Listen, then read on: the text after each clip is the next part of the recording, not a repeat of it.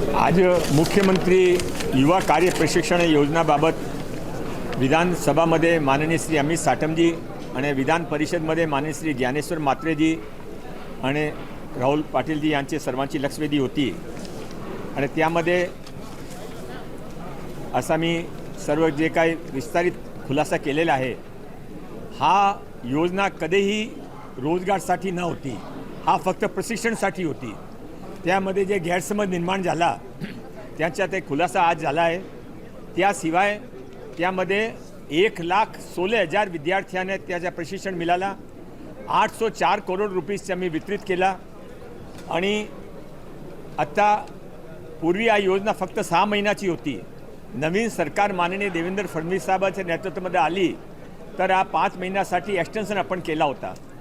आणि त्याशिवाय हा योजनामध्ये एक प्रश्न उद्भव झाला की आता त्यांचे 11 महिने पूर्ण झाले नंतर काय, तो नंतर आपण त्याच्या मुलामुलीसाठी एक 6 सूत्री कार्यक्रम तयार केला आहे।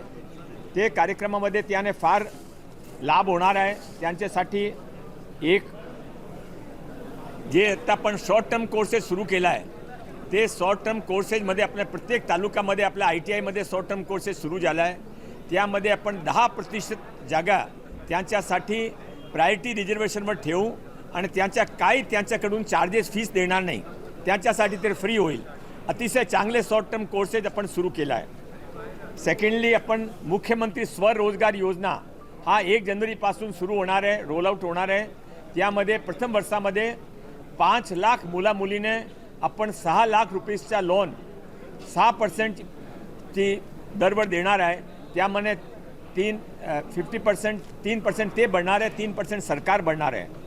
फक्त लोनचा विषय नाही आहे, प्रत्येक ITIमध्ये आपण एक इनोव्हेशन सेंटर उभा केला आहे, प्रत्येक ITIमध्ये एक मेंटरशिप ग्रुप उभा केला आहे आणि त्याशिवाय एक आपण MSSI पुण्याची संस्था आहे त्याच्याबरोबर करार करून त्यांचे जे 50 पॉप्युलर प्रश्न असेल, आमच्या GST कसा काढायचा, आमच्या लीव लायसन्स ॲग्रीमेंट कसा करायचा, रजिस्ट्रेशनसाठी कुठे जायचा, हा सर्व प्रश्न त्यांचे फ्री ऑनलाईन जवाब मिळेल।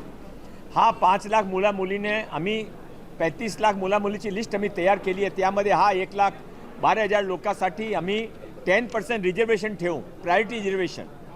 त्याशिवाय उद्योग विभागाकडे आपण जे मुलामुली आहे त्यांच्या ज्या विषयाची आवड आहे त्यांच्या बायफर्केशन करून त्या विभागाचे जे इंडस्ट्रीज आहे त्याच्याकडे पाठवण्यासाठी उद्योग विभागाकडे पाठवू।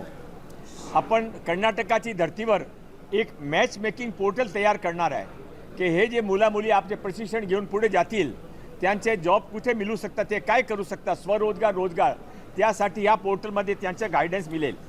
आम्ही यासाठी एक विशेष रोजगार कक्ष पण स्थापित करू, तो ते हे जे विद्यार्थी प्रशिक्षणार्थी विद्यार्थी त्याने आपण त्याचा फायदा मिळेल असा 6 सूत्री कार्यक्रम माननीय मुख्यमंत्री माननीय उपमुख्यमंत्री यांचे निर्देशानुसार आपण तयार केला आहे। मी आपला मार्फत हे जे स्वर्ग प्रशिक्षणार्थी विद्यार्थी आहे त्याने निवेदन करतो की त्यांचे आंदोलन मागे घ्यावा आणि आमच्याबरोबर सहकार्य करावा।